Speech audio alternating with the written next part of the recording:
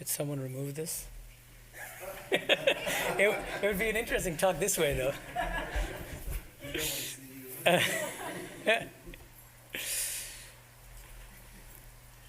Om asato ma sadgamaya tamaso ma jyotirgamaya mrityor ma amritam gamaya. Om shanti shanti shanti. Om, lead us from the transient to the eternal. Lead us from darkness to light. Lead us from death to immortality. Om, peace, peace, peace. Good morning, everyone. Let's start with the story about a pig. A female pig, a sow. Sri Ramakrishna tells the story. Vishnu, so God himself, incarnated himself as a sow in order to kill the demon Hiranyaksha. After killing the demon, the sow remained quite happy with her young ones. Forgetting her real nature, she was suckling them very contentedly. The gods in heaven could not persuade Vishnu to relinquish his sow's body and return to the celestial regions. He was absorbed in the happiness of his beast form. After consulting among themselves, the gods sent Shiva to the sow. Shiva asked the sow, "Why have you forgotten yourself?" Vishnu replied through the sow's body, "Why, I am quite happy here." Then Shiva destroyed the sow body with his trident, and the Lord came out laughing aloud and went back to his own abode. We're all squealing pigs, to a greater or lesser extent. Until liberation, we're all pigs. And we love our filth, and we squeal, and we love suckling our little piglets, our cute little piglets. We forget our divine nature, and we identify with this body-mind complex. And we're content with all sorts of worldly identities of different sorts. They give us that little bit of satisfaction that keeps us going. When do we start spiritual life? When do we take to it? When we realize that we're in this pig's body and we're not content with it. We're stuck in it, but we're not content with it. We're not happy with it. So the struggle is, in spiritual life, how do we get out of this pig's body? And Vedanta says there are four main yogas to help us do this. Four different kinds of spiritual practice. Bhakti yoga, the path of devotion. Karma yoga, the path of selfless action. Jnana yoga, the path of knowledge. Dhyana yoga or Raja yoga, the path of meditation, concentration. All these things, all these yogas have the aim of eradicating egoism, selfishness, self-centeredness, purifying the mind, and ultimately manifesting our true spiritual nature as divine souls separate from the body-mind complex. The culmination is when we realize ourselves as Satchit Ananda. So the question is, if we're truly divine, if we are Satchit Ananda, existence, consciousness, bliss, the ultimate reality, how did we end up in a pig's body in the first place? And Sri Ramakrishna answers using a technical term here called upadhi, U-P-A-D-H-I, upadhi. In his philosophy, I would suggest the best translation would be something like a self-imposed limitation. Okay? So he says the following. Vijay asks him, Sri Ramakrishna, Vijay asks, "Sir, why are we bound like this? Why don't we see God?" Sri Ramakrishna, Maya is nothing but the egoism of the jiva, the embodied soul. This egoism has covered everything like a veil. All troubles come to an end when the ego dies. Ami mole ghuchibe jonjan. The jiva in its essence is none other than Satchitananda. But since Maya or ego has created various upadhis, these self-imposed limitations, the jiva has forgotten its true spiritual nature as Satchit Ananda. And then he says, very shrewdly as a very subtle psychologist, each upadhi changes a person's nature. If a person wears a fine black bordered cloth, imagine 19th century India here, you will at once find him humming Nidhu Babu's love songs. Who is this Nidhu Babu? He's kind of like the Barry Manilow of 19th century Bengal. All right. Then playing cards and a walking stick follow. If even a sickly man puts on high boots, he begins to whistle and climbs the stairs like an Englishman, jumping from one step to another. If a person but holds a pen in his hand, he scribbles on any paper he can get hold of. Such is the power of the pen. Money is also a great upadhi. The possession of money makes such a difference. He's no longer the same person. A Brahmin used to frequent the temple garden. Outwardly, he was very modest. One day, I went to Kunnagar with Hriday. No sooner did we get off the boat than we noticed the Brahmin seated on the bank of the Ganges. We thought he had been enjoying the fresh air. Looking at us, he said, "Hello there, priest. How do you do?" I marked his tone and said to Hriday, "That man must have got some money. That's why he talks that way." Hriday laughed. Sri Ramakrishna knew this guy for a long time, recognized a subtle change in his tone of voice, the way he addressed him. And he could tell there's ego and arrogance there. Why? He's coming to money. Why do I read all this to you? Many of us have read these passages in the gospel. Here's my suggestion. I think that Sri Ramakrishna is suggesting a new, unique kind of spiritual practice in these passages. It's what I would call the who do we become practice. And it has three main steps. I'm going to outline those steps. And this is a very practical talk, so I'm going to talk about concrete details about how we can do this who do we become practice in our day-to-day lives, not just in the meditation room, but out of the meditation room. It's a kind of, I would call it a kind of Vedantic mindfulness practice that combines elements from bhakti yoga, devotion, karma yoga, selfless action, and jnana yoga. Okay, so all three. So what's the idea? In the course of the day, we identify with different upadhis, these different self-imposed limitations throughout the day. The moment we wake up in the morning, all the way up to when we hit the sack at night. What are some of these upadhis? And most of these are unconscious, but husband, wife, partner, parent, child, friend, lover, engineer, doctor, lawyer, monk, janitor, boss, teacher, scholar, psychotherapist, householder, monk, rich person, poor person, American, Indian, French, Democrat, Republican, so on and so forth. The first of these three steps in this who do we become practice is to analyze ourselves. This is the jnana yoga dimension of the practice. And ask yourself, who do I become in the course of the day when I identify with these different upadhis? Who do I become? And what you'll find, if you do this analysis properly, is that you're not the same person in the course of the day. You're one person with your partner, another person with your kids, another person when you're at work, another person when you're engaged in your favorite hobby, and so on. In a sense, we all suffer from a kind of multiple personality disorder. Now it's called by psychiatrists, thought it's here, dissociative identity disorder. But it's a mental health condition in which there's a presence of two or more distinct personality states or identities within the same individual. And yet we have multiple. It's not just two, it's many more than that. We all have these selves inside of us, jostling within us. And each of these selves is associated with a different upadhi, a different self-imposed limitation. And the ego, as Sri Ramakrishna says, feeds on and thrives on these upadhis. It loves upadhis. The ego loves upadhis more than anything else. So long as we have an upadhi, the ego can thrive. It's only alive because of these upadhis. So step one of this three-step practice, analyze yourself. It's a kind of mindfulness practice. Who do we become in different roles throughout the day, in different circumstances, when we interact with different people, when we engage in different activities? What kind of person do we become? Step two, not three, two. Which is our best self? This is the second step in the practice. Of all these selves, once you analyze all the different selves with the different upadhis, in the course of the day, which is my best self and which is my worst self? This requires brutally honest self-assessment, and it might help sometimes to bring you down to earth to ask your loved ones, because we tend to kind of exaggerate how good we are. That's also part of what the ego does, right? So ask your loved ones. Your wife or your husband will take you down pretty quickly. Or your kids, really. That's also a good one. What's our best self? When are we at our best? You might find you're wonderful with your kids, terrible with your partner. Or you're extremely arrogant as a boss at work, but very good with your family. There are all sorts of permutations here, okay? But it requires this very honest self-assessment to determine this. Now, I use the terms best self and worst self. What do I mean by that?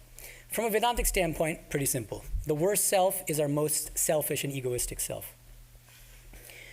The lower self. Best self, the most unselfish, the most compassionate, the least egoistic. Why? Why is that our best self? Our best self, the one with, as I'll say in a second, the most Satvic upadhi, with the most sattva in it, is the one that comes closest to and best reflects our true divine nature, okay, as Satchitananda. And then, of course, between these two extremes on the spectrum of selves, between the best self and the worst self, there's a whole range of selves. Mediocre selves, pretty good selves, pretty bad selves, but not the worst. Okay, so first step, who do we become in the course of the day? Catalog all the different selves. Number 2, identify which the best self is, and identify what the worst self is. And now the step 2, to go a little bit more deeper into step 2, how do we do this? To help us determine what our best self is and what our worst self is and the selves in between, the doctrine of the 3 gunas is extremely helpful. The 3 gunas. I translate gunas as energies. I like that better than qualities or modes, which is a more common translation. Why? Because energies are things, like in physics, that manifest in different ways. Okay, so tamas, rajas, and sattva are the 3 gunas. Tamas, the guna of tamas manifests as things like inertia, laziness, lethargy, negligence, carelessness, sleepiness, procrastination, delusion, confusion. The energy of rajas manifests as desires and attachments, egoism, self-absorption, ambition, boasting, pridefulness, arrogance, passion. The energy of sattva manifests as humility, compassion, unselfishness, calmness, quietude, having a meditative nature, being indrawn, being content with what you have, a devotional attitude, naturally spiritual leanings, being wise, having wisdom. Okay, so obviously you can tell that we're trying to move from tamas to sattva here. Sattva is the most spiritual of the 3 gunas. The goal of life, however, as most of you have studied Vedanta 101, you know this, is to transcend all 3 of the gunas, right? Even sattva. But, as Sri Ramakrishna says again and again, it's not practical to think that high. Just be as sattvic as possible. And then sattva will show you the way to the highest, even beyond itself. Let's concern ourselves. Our proximate goal, which is the immediate need for us as spiritual aspirants, is to become as sattvic as possible. Okay? And what is the maximally sattvic upadhi, according to Sri Ramakrishna? The most sattvic upadhi imaginable. Cultivating the eye of a devotee. Bhaktirami. Thinking of yourself as a devotee of God, as a child of God, as a spark of the divine, as a servant of God. This is the maximally sattvic upadhi. That is our best self. Okay? Where does he say this? He says, if the I must remain, let the rascal remain as the servant I, dashami. As long as you live, you should say, O God, thou art the master and I am thy servant. The I that feels, I am the servant of God, I am her devotee, does not injure one. Sweet things cause acidity of the stomach, no doubt, but sugar candy is an exception. So what is he saying here? These different upadhis are different ways that the ego identifies with these different identities, right? So even the sattvic upadhi is an egoic identification, but it's an egoic identification with the I of a devotee. And he says it's qualitatively different from all the other kinds of egoic identifications, because you want the ego to identify with the child of a devotee, because ultimately it'll lead you to a state beyond all egoic identifications altogether. Okay? And so identify your ego with the I of a devotee, and ultimately that I of the devotee itself will bring you beyond all those upadhis. And then you might ask yourself, well, wait a minute, does that mean that the highest goal is one in which we're no longer a child of God, when we're free from upadhis? No. At least on Ramakrishna's understanding, no. He says there are 2 possible states of liberation. Like, we're just talking about the highest goal now. One is eating sugar, the other is becoming sugar. And he says devotees, they want to eat sugar. And they can do that. And what does that mean? It means once you've transcended this highly sattvic form of identity as an I of a devotee, it's not that you're no longer a devotee. You transcend ego, but you realize your true spiritual nature as an eternal child of God, as an eternal servant of God. So if anyone is familiar with bhakti traditions, this is their goal. You go to an eternal heaven. It's called Goloka, according to Vaishnavas. We have our Ramakrishna Loka for devotees of Ramakrishna. And that liberated I of a devotee in the form of a soul, not in the form of ego, but as a soul, dwells eternally in a loving relationship with the personal God in the form that they love, lovingly worshiping and serving him or her and communing with that divine as we see it, okay?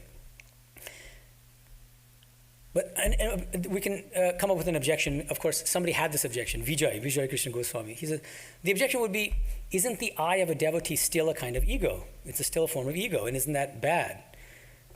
What does Sri Ramakrishna say? The servant I, that is the feeling I am the servant of God, I am the devotee of God, doesn't injure one. On the contrary, it helps one to realize God. It's such a sattvic form of ego that it helps us to transcend egoism. So it's a kind of self-transcending state.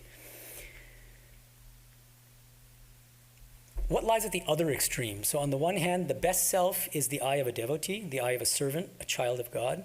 At the other extreme lies what Sri Ramakrishna calls bodjat ami, the wicked I, the entirely worldly I attached to purely worldly things. He explains this worldly wicked I as follows, the selfish I. He calls it both bodjat ami, which is the wicked I, and the unripe I, kacha ami. And using the three gunas, we can say, this is the I which is extremely tamasic and or rajasic. Okay. The I that makes one selfish and attaches one to lust and greed is the wicked I, bodjatami. The intervention of this ego creates the difference between jiva and atman. Now, what is this wicked I? It is the ego that says, what? Don't they know me? I have so much money. Who is wealthier than I? If a thief robs that kind of person of only 10 rupees, first of all, he wrings the money out of the thief, then he gives him a good beating, but the matter doesn't end there. The thief is handed over to the police and is eventually sent to jail. The wicked I says, what? Doesn't the rogue know whom he has robbed? Doesn't he know who I am? To steal my 10 rupees, how dare he? So Sri Ramakrishna is giving a very vivid example of the wicked I here. But anybody who knows something about Shankara's philosophy, classical Advaita Vedanta, might have an objection at this point and say, okay, so the wicked I is obviously should be renounced, but all upadhis are bad because they're all unreal. Shankara even uses the term upadhi. I would argue in a different sense from Sri Ramakrishna. So the goal has to be to transcend all upadhis, and of course Sri Ramakrishna will agree. But Sri Ramakrishna will say, cultivating this very sattvic upadhi of the I of a devotee is the way to transcend all upadhis. And Advaita will say, why go to all that trouble? I'm giving you a shortcut, say the Advaitins. Drop all upadhis all at once, including the sattvic upadhi of a devotee, which still reinforces subject-object duality. Right at the outset. That's classical Advaita. And Vijay kind of raises this objection to Sri Ramakrishna. And then Sri Ramakrishna answers as follows. It's true that one or two can get rid of the I through samadhi, nirvikalpa samadhi of classical Advaita. But these cases are very rare. You may indulge in thousands of reasonings, but still the I comes back. Therefore, if the I must remain, let the rascal remain as the servant I. As long as you live, you should say, O God, thou art the master, and I am thy servant. The I that feels, I am the servant of God, I am his devotee, doesn't injure one. The path of knowledge, jnana yoga, is very difficult. One cannot obtain knowledge unless one gets rid of the feeling that one is a body. In the Kali Yuga, this age, the life of man is centered on food, onnogotopran. He cannot get rid of the feeling that he is the body and the ego. Therefore, the path of devotion is prescribed for this age. This is an easy path. You will attain God if you sing his name and glories and pray to him with a longing heart. There's not the least doubt about it. And he says in another passage, he says, one may reach God by following the path of discrimination too, jnana yoga, the path of knowledge. That is called jnana yoga, but it is an extremely difficult path. The feeling I am Brahman, non-dual pure consciousness, is not good. A person who thinks this way while still having body consciousness does great harm to herself or himself. He cannot make any progress in spiritual life. In fact, that person is dragged down into worldliness and bondage. He deceives himself as well as others. He cannot even understand his plight. It becomes a kind of self-deception where you think you've already realized the self. There's a whole movement now called Neo-Advaita where people are dropping all the ethical and spiritual prerequisites and just saying, I'm Brahman, so I don't have to engage in spiritual practice. Spiritual practices are part of Maya, which are part of the problem. And so I just have to sit still or do whatever I feel like doing. It's very dangerous and it's very real, these kinds of dangers that Sri Ramakrishna was talking about back in the 1880s. So the challenge, from Sri Ramakrishna's standpoint, the struggle in spiritual life is to cultivate this maximally Satvic upadhi of the eye of a devotee, a child of God, a servant of God, a spark of the divine, throughout the day as much as possible. That's step 3. Okay, so what are the 3 steps very quickly? And of course, I'll come back to it. Number 1, analyze what you do in the course of the day, from waking up in the morning to going to bed. And ask yourself, who do we become in the course of the day? Interacting with different people, engaging in different activities, doing different things. Number 2, which of those selves is my best self? Which of those is my worst self? And then in between, what are those in-between selves? Number 3, in the course of the day, try to be your best self throughout the day. That's the simplest way to put it. And what is the best self? The eye of a devotee. How can you remain an eye of a devotee, a child of God, throughout the day when you're interacting with all the people in your life, when you're engaging in all the various activities you're doing without exception, not just spiritual practices, but anything? Okay? And so for the rest of the talk, I'm going to kind of go into some concrete details as to how we can do that, implement these 3 steps. First, our spiritual practices. Many of us are initiated. Our guru tells us we should do mantra japa, other devotional practices. We might do mindfulness meditation, whatever. Those are all, I'm calling that spiritual practice now. Who do we become when we engage in these spiritual practices? When we wake up and then we walk into that meditation room in our house, if we have a shrine or a meditation room, and we sit for meditation or whatever, who do we become then? Why do we need to ask that question? Spiritual practice is itself, that's the best thing we can do. But the Gita, Sri Ramakrishna, other great saints say, we can engage in spiritual practices with different attitudes. And depending on which guna is dominating in us, we become a different person. So both Sri Ramakrishna and the Gita say that if we have a lot of rajas in us, and we're rajasic in our spiritual practices, what happens? We have a tendency to show off. We have a tendency to desire recognition and the attention of other people while we're doing our spiritual practices. This is something when I first moved to India to be a monk long back in 2009. I joined the order 2010. I'm in Bilumat, and I go to Mangalarati, 4 a.m. And it's a wonderful sight because it's a massive temple and you have hundreds of monks and brahmacharis, novitiates sitting there all together. And some of the very unripe, the people have just come, fresh out of worldly life. It becomes a kind of contest to see how long you can sit for meditation, and then you can brag to, or you either brag yourself, or what's more likely is that after you like other brahmacharis will say, hey, you see how long so-and-so is sitting there? It's amazing. And so it becomes, because there's so many people sitting together, instead of trying to close your eyes and concentrate on God, you kind of, once in a while, you open and see, look how long I'm sitting here. And look at how beautiful my lotus pose is. You can only do the half lotus. And that's rajasic spiritual practice. Satvic spiritual practice, Sri Ramakrishna gives an example. In the middle of the night, inside your mosquito net, when everybody else is sleeping, you're thinking all night of God, engaging in your spiritual practices. You wake up in the morning, people don't know it. You have not one iota of this showing off, this idea of impressing other people. That's really important. With regard to this rajasic kind of spiritual practice, it's the danger of developing a spiritual ego. And there's a great little Family Guy clip, which I'll share with you. Peter is sitting in an elevator with God, and Peter asks God, do atheists go to hell? God, no. Peter, how about people who say they're spiritual but not religious? God, straight to hell. To the boiler room of hell, all the way down. Sometimes I pull them out just so they think everything is going to be okay, but then I put them right back in. Peter, good. Good, that makes me happy. Spiritual ego. I don't mean to pick on spiritual but not religious people, but the point is, it's very easy to develop a spiritual ego in the midst of your spiritual practices and develop a superiority complex based on the fact that I'm more spiritual than you are. It's the worst kind of ego. So you have to be very careful. Monks need to be careful. Okay. But the beauty of this who do we become practice, this one that I'm trying to develop today on the basis of Sri Ramakrishna's teachings, is that it's not confined to the meditation room, to the shrine, to when we're doing japa or meditating or worshiping or sitting at this temple here. No. Throughout the day, 24/7, we can do this practice, and we should do this practice. Who do we become?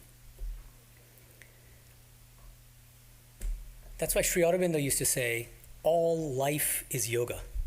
All life is yoga. And I think this kind of who do we become practice helps us to see every moment of life as an opportunity for spiritual practice. Okay. So, let's say we're done with our early morning spiritual practice, and now we've got life to attend to. We've got to raise our kids. We've got to go to work. We've got to do our household duties, right? How do we do our household duties? Again, the 3 gunas are very helpful. If we're tamasic, what do? We're careless in our duties. We don't do them well. Our whole mind isn't in it. We're not mindful about what we're doing. We're negligent. If we're very rajasic, we're egoistic. And we're very proud of ourselves, puffed up with pride when we do whatever work we're doing in the course of the day. And we're very emotional. We tend to have lots of highs, lots of lows, and extremely attached to the work itself. But if we're very Satvic in doing our daily duties, our household duties, we do our duties as a child or servant of the divine. And how do we do that? By converting our work, whatever we're doing, raising our kids, going to work, interacting with our spouse, with our friend, hanging out with our friends, watching TV, anything. Convert that action, that work, into karma yoga by offering it to the divine. And the real test of whether you're able to actually pull this up, it's one thing to kind of say it, you can repeat a mantra, right? But that doesn't mean that we really have that inner attitude. What's the real test? If we mess up, if we fail, or if the world is somehow recalcitrant and pushing back against us, are we very upset? Do we lose our temper? Is there emotional reactivity? If there is, we got some work to do. If there isn't, if you can maintain perfect equanimity in success and failure, that means you're also not elated and on cloud 9 if something great happens. Both are equally problematic. Equanimity, that's the real test of whether you're really maintaining that upadhi of an eye of a devotee, right? And Sri Ramakrishna gives a wonderful practice for this, for householders. Shiva Jnane Jiva Seva. Whatever you're doing, try to see the divine in each of us, in everybody in your life, and serve them in a spirit of worship by trying to see the divine in everyone, all right? Sri Ramakrishna says this to householders. This is very practical for everybody. Sri Ramakrishna says, since you are going to lead a householder's life, create a roseate intoxication in your mind with the thought of God. You will be doing your duties, but let that pleasant intoxication remain with you. As long as you have to live in the world, give God the power of attorney. Make over all your responsibilities to her. Let her do as she likes. Live in the world like a maidservant in a rich man's house. She bathes her master's children, washes them, feeds them, and takes affectionate care of them in many ways, as if they were her own children. But in her heart she knows very well that they do not belong to her. No sooner is she dismissed than all is over. She has no more relationship with the children. So what's he saying? That maidservant, what's so special? She's detached. She might even call the kid that she's working for this family. She'll call my Hari, my Sam, my John. But she knows in her heart of hearts, not hers. Nobody belongs to us. That's the eye of a devotee. We're all children of God. So instead of possessing other people and saying, this is mine, and possessing things, everybody is a child of God. That's the attitude that we should try to cultivate. And this is a good segue into the next area to discuss, which is our relationships in the course of the day with different people. How do we interact with different people? Let's start with our nuclear family. All of you know this, especially when you have to go to your family for Thanksgiving, Christmas. And the American spiritual teacher Ram Dass says something nice about this. He says, if you think you are enlightened, go spend a week with your family. What's the truth in this? There's really a lot of truth in it. You all know for yourselves. We're often at our worst. We're our worst self. Often, not always. I mean, there's some good. But it's like the moment we set foot into our old childhood home and we start interacting with our parents again, we regress. We thought we had all this progress, then we're back to our, teenage years fighting again. And that's why, actually, or that's one of the reasons why in our order, monks are told not to visit their family homes. Because what happens? It can easily reactivate samskaras, latent mental impressions from way back to when we were 3, 4, 5, 6 years, And it could be childhood trauma, but even without trauma, it's just, the moment those samskaras are triggered, you identify with that child self. And your parents, they're not going to call you Swami so-and-so, they're going to call you by your nickname. I'm not going to tell you what mine is. Anyway. Now you're curious, I know. That's for the Q&A when it's not recorded. Eckhart Tolle has a useful concept to describe this. He calls it the pain body. He says that, what is a pain body? It's an accumulation of old emotional pain. And at any moment, that pain body can be triggered, especially in certain circumstances, like when you visit your family, when you're in a close relationship with a loved one. It could be your kids, it could be with a spouse, a romantic partner. So how do we deal with the pain body? Eckhart Tolle says, he kind of pushes a mindfulness technique. And so he says, be mindful of the various triggers of this pain body. What are the main triggers of this pain body? And the moment it's triggered, just take a step back and just notice the fact that it's being triggered. The moment you're able to take a step back from that pain body, you no longer identify with it. And you feel a kind of liberation from it. It doesn't happen overnight, but that's the practice. Sri Ramakrishna, I think, would add a devotional dimension, a bhakti dimension to this practice. He'll say, great, I agree with you, Eckhart, but a great help in breaking our identification with the pain body is to identify with this I of a devotee. Think of your visits with your family, any trying circumstance that tends to bring out your pain body, think of it as God testing you. It's an opportunity for spiritual practice. Always think in those terms. God is giving me an opportunity to test myself and to see how far along I am, and to see how genuine my surrender to God is, my devotion to God is. And the moment we're getting emotionally reactive or our pain body is triggered, we can think of God, we can pray to God, we can think of ourselves as God's children, as servants or as devotees. And so bhakti really helps to kind of enrich this mindfulness practice that Eckhart Tolle is talking about. And it also makes it easier because prayer is such a powerful practice. Now, what about our spouse or partner? Who do we become in our relationship with our spouse or our partner? Very serious question. As I said, your spouse often is the best judge of this rather than you, unless you're very honest. And the 3 gunas framework really helps. It comes in very handy here. Because again, tamas, rajas, and sattva. What's a tamasic relationship with your partner look like? You're negligent. You kind of ignore each other. You're very negligent toward the other person. You can be emotionally abusive, very selfish, all taking, no giving. If you're in a rajasic relationship with your partner, you're emotionally needy. There tends to be an unhealthy codependence, drama queen, lots of emotional highs and lows, that kind of stuff. Lots of attachment on both sides. A Satvic relationship with your partner is one in which you love each other, but it's a quiet love, without this unhealthy codependence, without clinging, without emotional neediness, because you're both supporting each other on your respective spiritual journeys. C.S. Lewis, the great Christian thinker and writer, he wrote a book called 4 Loves, where he contrasts the love of friendship with erotic love. And he uses helpful metaphors here. He says the love of friendship is like being side by side with someone, and erotic love is like being face to face. What Sri Ramakrishna says, 2 householders, newlyweds, he says, that's fine that you're married. In the course of your spiritual life, you should try to evolve your marriage to the point where you start to see each other as brother and sister.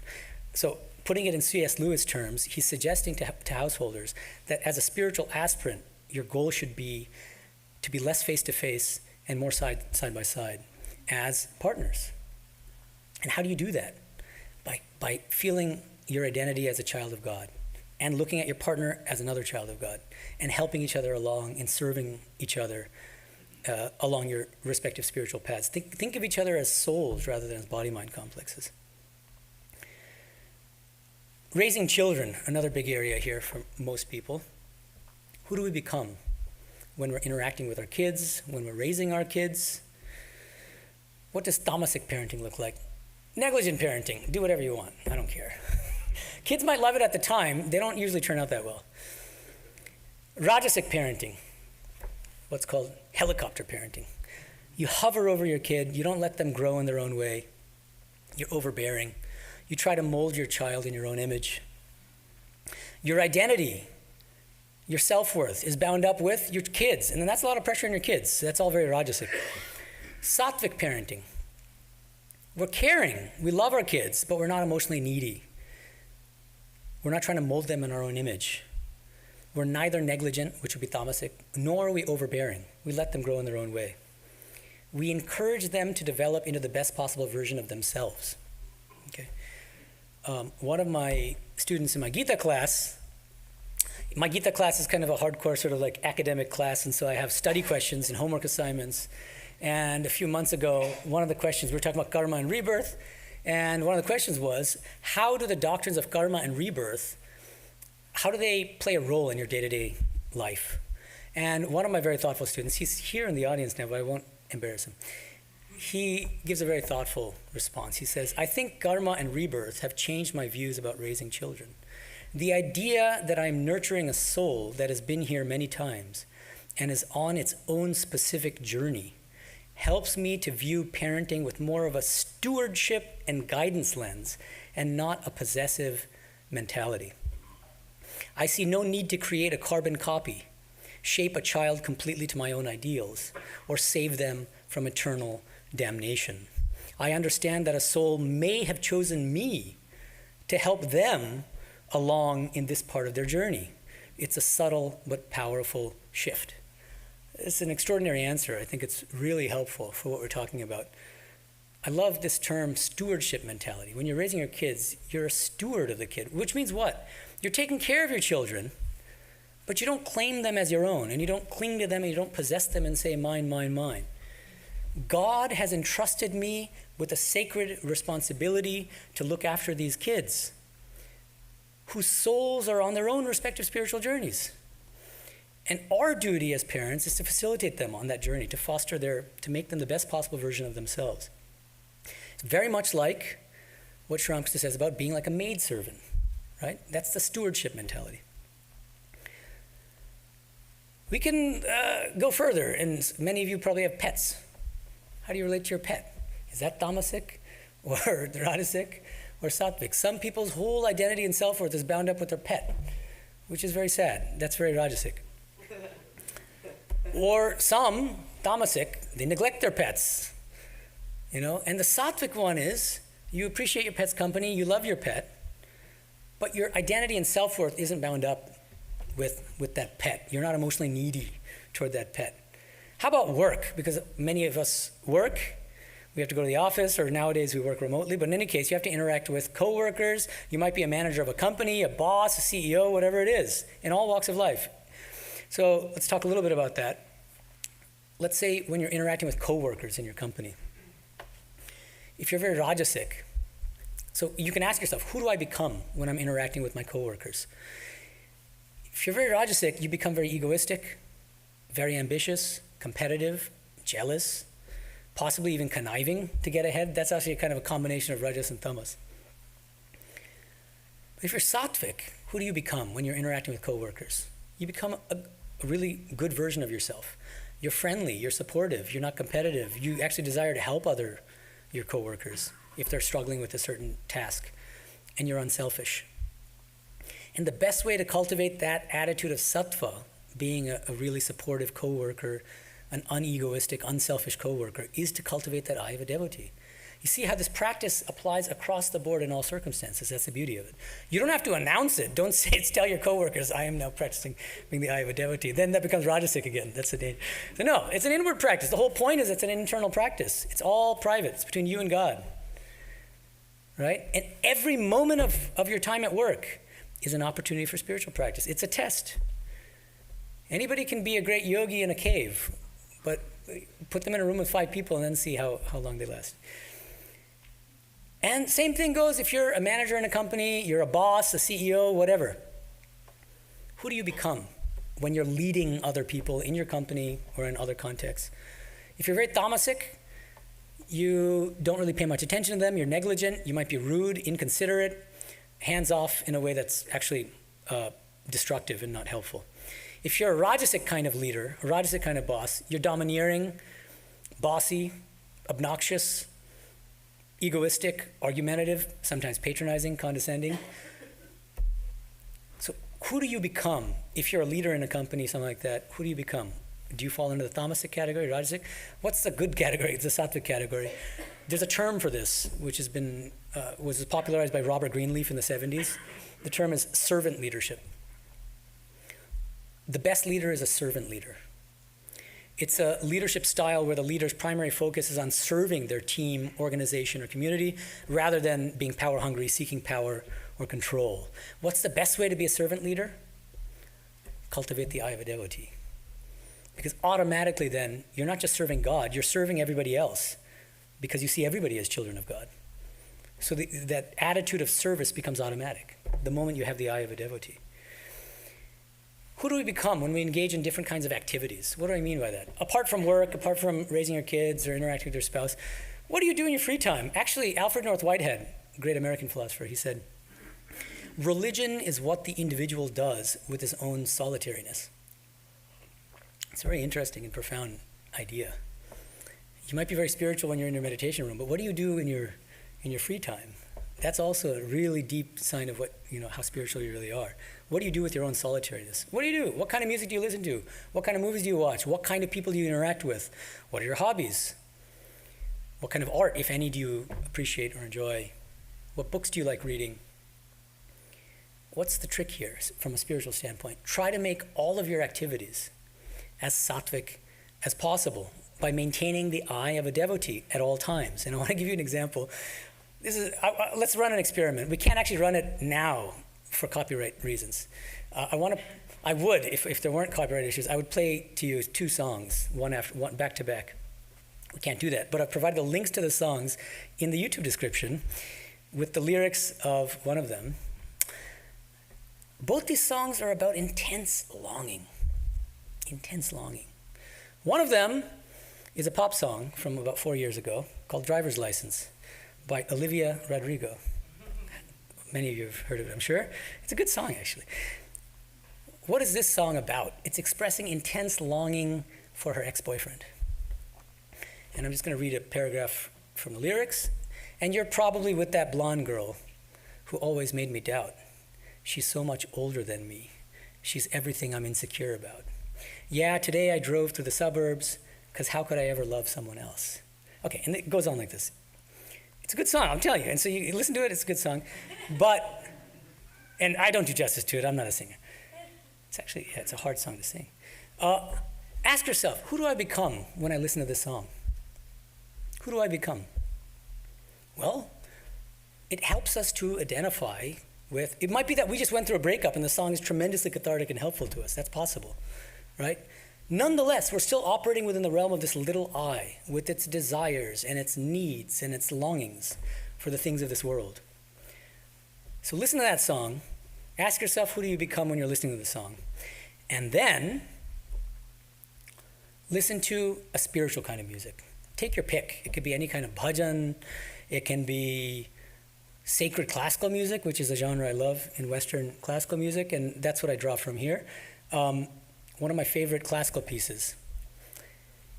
It's also a piece expressing intense longing, but instead of longing for an ex-boyfriend or girlfriend, it's longing for the divine.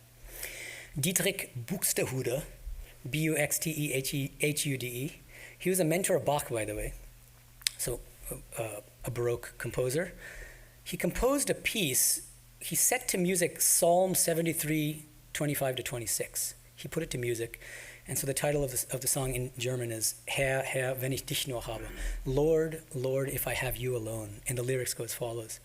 Lord, Lord, if I have you alone, I do not care for heaven and earth here. If life and limb shall pass away, still you will always be, O Lord. comforting my heart. Still you will always be, O Lord, comforting my heart and my soul. Hallelujah. Listen to the song. As I said, the link is in the YouTube description. Who do you become when you listen to this song, by contrast with the pop song? What you're going to find is what the Gita talks about. In Gita in chapter 18, Krishna distinguishes three kinds of joy, happiness, sukham. Satvika joy, the highest kind of, the most spiritual kind of joy, is one which is atma buddhi prasadajam. That which is born of the satisfaction of atma and buddhi, the higher intellect, and the atma, the deeper soul within us. What does that mean? It means that worldly joys and spiritual joys are qualitatively different. They're not just quantitatively different. There's not a difference in degree, it's a difference in kind. Because any worldly joy is one that gratifies the body-mind complex, either the body or the mind or both. And more spiritual joys, like the joy you get in listening to an extraordinary piece of spiritual music, gratifies the deeper eternal soul within, that child of God within you. And because these songs, look at the lyrics, the singer is a child of God, calling on God with intense longing. So that if you listen carefully to the song, you can identify with the eye of the devotee expressed in the song. That's why T.S. Eliot in Four Quartets, he talks about music heard so deeply that it is not heard at all. But you are the music while the music lasts. You are the music while... So that when a song is expressing this intense inner aspiration for the divine, this intense longing for God, by listening carefully to the song, you automatically can take on this eye of a devotee. You can take on that very sattvic upadhi. So listening to music and singing music is an extremely potent spiritual practice within this who do we become practice. But again, and we can go on and we can continue this in the Q&A, but like, what else do you do? Do you use social media? If so, how much? And which websites, for instance? And how do you use it? If you're very rajasic, it's become a kind of addiction. It's a behavioral addiction, and maybe you need to curb your social media use. Even when you work out, go to the gym, how do you do it? There's a sattvic way of doing it, there's a rajasic. That's a whole other lecture I gave here about a year or so ago called Spiritualizing Physical Fitness. I won't go into that now. But even the way we conduct ourselves in the course of the day, how we behave, how we talk, remember that tone of voice that Sri Ramakrishna noticed in that guy who came into money? And what kind of clothes we wear, that matters too. Sri Ramakrishna was a very subtle psychologist. He just observed human nature and made these extraordinary observations. I'll just give you one example. Keshav Sen he's a world famous preacher, right? He was a leader of the Brahmo Samaj. And remember, it's easy to develop ego as a leader. So M says to Sri Ramakrishna, I hear you visited Keshav Sen, Sri Ramakrishna. Yes, how is he now? Muni, M. He hasn't recovered to any extent from his illness, Sri Ramakrishna. I found him to be very rajasic. I had to wait a long time before I could see him. It's a very interesting observation. Keshav invited him to his house at a certain time. Sri Ramakrishna came on time. And he's waiting, Keshav's not coming out.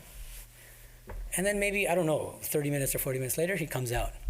Sri Ramakrishna immediately detects rajas, which means there's ego there. The subtle point here is, VIPs and VVIPs, there's a little subtle joy in making other people wait for you. It's just, they love it. That's part of why they're a leader. Otherwise, what's the point? It's a lot of headache. But I get to make you wait and sit there until I tell you. So, what about clothes? Remember, Sri Ramakrishna mentions a few examples already. The one about when you're wearing a black bordered cloth, you start humming love songs like Barry Manilow. He says in another place, the more you rid yourself of upadhis, the nearer you will feel the presence of God. One should be extremely watchful. Even clothes create vanity. I notice that even a person suffering from an enlarged spleen sings Nidhu Babu's light song. This is the Barry Manilow, when he is dressed up in a black bordered cloth. There are men who spout English whenever they put on high boots. So remember, British colonial India, it's like a status symbol to speak English. And when an unfit person, so he's not just picking on householders, and when an unfit person puts on an ochre cloth, he becomes vain.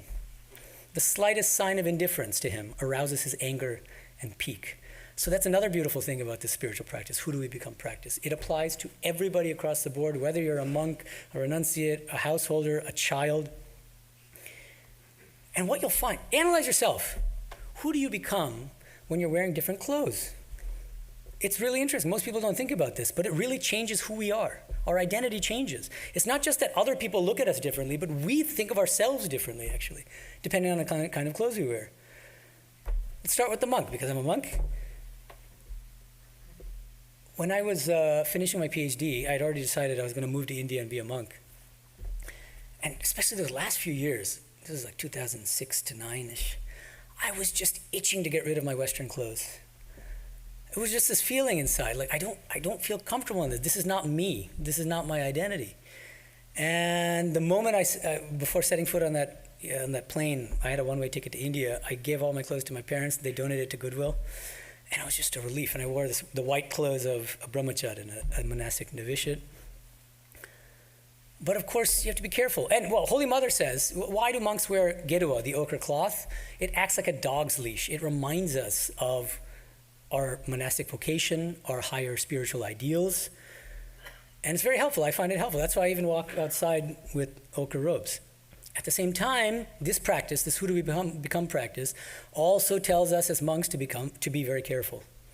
Because there's also a danger of ego, right? Especially the more senior you get. What happens? You start expecting pranams from everybody. Get down on your knees and do pranams to me. Or it's called pranami. So pranams and pranami. So either bow down and take the dust of my feet or give me some money. There could be ego even in being a monk, in being a spiritual. Something as apparently spiritual as doing puja here. If you're more interested and you care more about how other people think about you doing the puja, and after the puja, you're expecting people to praise you and say, oh, Maharaj, you did such an amazing, you did it with such feeling. It was like, you were so uplifting. And becomes egoistic. You become an egoistic pujari. Very dangerous. But now, coming to this world, people who aren't monks, how are Sri Ramakrishna's teachings, even about clothes as a kind of upadhi, relevant now? I think they're more relevant than ever. Candace Kelsey wrote a book on social media where she says that one of the main reasons why social media use, heavy social media use, is leading to serious mental health issues is that it inculcates, it drills into us at a very insidious, unconscious level, multiple principles, and I'm just going to talk about one of them. If you've got it, flaunt it. If you've got it, flaunt it. It's a huge problem among especially female teens. They're having far more mental health issues now than they were before social media. And it's a kind of arms race to see how little clothes they can wear and get away with it on these social media websites. Why? They get more likes, more retweets, more comments about how beautiful and so you are. They start airbrushing themselves. And then they create this kind of impossible image of themselves that they can never live up to as actual human beings. And it's a recipe for disaster. And they end up with very low self-esteem. And this is just a quote from one of these studies. Many girls are bombarded with their friends posting the most perfect pictures of themselves. Or they're following celebrities and influencers who do a lot of photoshopping and have makeup and hair teams. If that's their model for what's normal, it can be very hard on their self-confidence. Indeed, image-driven Instagram shows up in surveys as the platform that most leads young people to report feeling anxiety, depression, and worries about body image. From a Vedantic standpoint, the root problem here is that social media is intensifying our upadhi as the body. It's intensifying our body consciousness and making us forget our true identity as eternal souls, which are pure and divine and sexless sparks of the divine fire. The body is impermanent. It's subject to aging, disease. It's never perfect. There will always be someone prettier than you, more beautiful than you, more handsome than you. And according to Vedanta, the deepest cause of our suffering, of our unhappiness, is our false identity. We mistakenly identify with the body-mind complex instead of that deeper, eternal, sexless soul within, which is our true divine nature. So as spiritual aspirants, we should, I think what Sri Ramakrishna is suggesting, as I said, it's very timely advice, we should be careful even about the clothes we wear. And this applies to both men and women. People will look at us differently. That's why there's a kind of dress code at work, for instance, but even in a temple like this and other places, but everywhere. When we put on a certain kind of clothes, we think of ourselves differently and other people will look at us differently, right? This reminds me of a very moving incident when Swami Vivekananda is visiting Cairo with some friends, including a famous opera singer named Madame Calvé. She says, this is her reminiscence, "One day we lost our way in Cairo. I suppose we had been talking too intently. At any rate, we found ourselves in a squalid, ill-smelling street where half-clad women lolled from windows and sprawled on doorsteps. The Swami noticed nothing until a particularly noisy group of women on a bench in the shadow of a dilapidated building began laughing and calling to him. One of the ladies of our party tried to hurry us along, but the Swami detached himself gently from our group and approached the women on the bench. 'Poor children,' he said, 'poor creatures. They have put their divinity in their beauty. Look at them now.' He began to weep, as Jesus might have done before the woman taken in adultery. The women were silenced and abashed. One of them leaned forward and kissed the hem of his robe, murmuring brokenly in Spanish, 'Hombre de Dios, man of God.' The other, with a sudden gesture of modesty and fear, threw her arm in front of her face as though she would screen her shrinking soul from those pure eyes. Why is he crying? Because he sees through the bodies of these prostitutes to their divine souls. And it's tragic that they're identifying with these impermanent bodies and placing their divinity in their beauty rather than in that deeper, beautiful soul within them. So, what are the takeaways? I think Sri Ramakrishna is recommending a new kind of unique spiritual practice, which I call the Who Do We Become practice, which I've explained in detail. It all starts with the principle, Ami mole ghuchibe jonjal. In Bengali, Sri Ramakrishna says, all troubles cease when the ego dies. Okay? And the ego can live only so long as we identify with upadhis.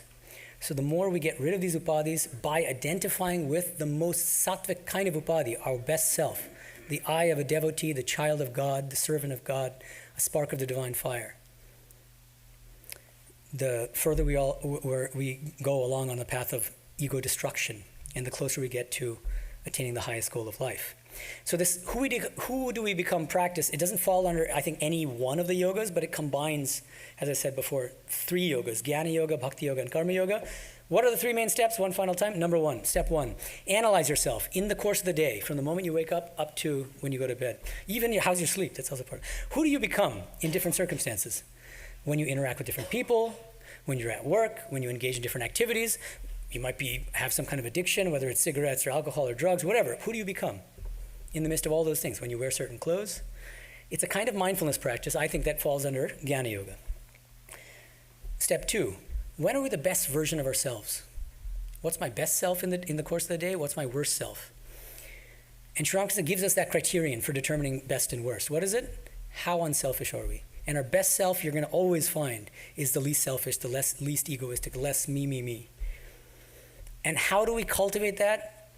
By cultivating the eye of a devotee. So our absolutely best self is the eye of a devotee.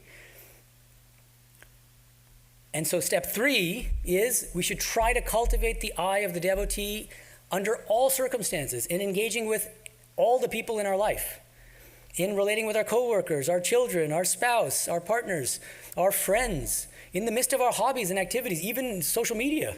You should be the eye of a devotee. There's no circumstance in which you cannot be the eye of a devotee. That's the beauty of this practice. You can do it all the time because all life is yoga. Thank you.